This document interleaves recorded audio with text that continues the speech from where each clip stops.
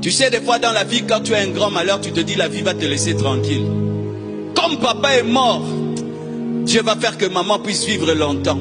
Et maman commence à tomber malade. Et puis maman meurt. Tu t'imagines ça?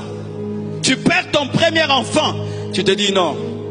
Si Dieu permet que mon premier enfant meure, le deuxième ne va pas mourir. Le deuxième aussi meurt.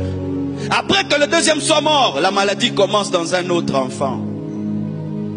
Tu étudies, tu échoues. On te refuse dans l'université. Et tu dis dans l'autre on ne va pas me refuser. Et puis on te refuse encore. Cortège de malheur. Tu tombes malade.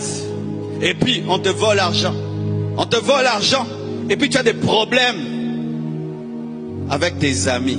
Cortège de malheur. Et souvent les gens qui ne savent pas interpréter nos vies disent quoi? Que nous sommes maudits. On a dit que cette femme était sorcière. Elle a bouffé son mari et puis elle a bouffé son enfant.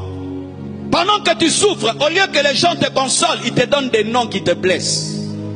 C'est ça l'homme. Pendant que tu es dans le trou, il t'enfonce davantage.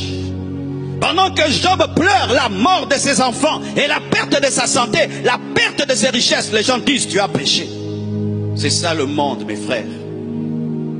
Car dans ce monde, les gens qui vont de malheur en malheur, surtout en Afrique, on dit qu'ils sont sorciers, qu'ils sont maudits. Non, je ne suis pas maudit, je ne suis pas sorcier. J'ai seulement des problèmes. J'ai seulement des combats. J'ai des épreuves. J'ai une grande destinée. C'est pourquoi il y a des tempêtes qui frappent ma vie. Mais ce n'est pas que je suis maudit.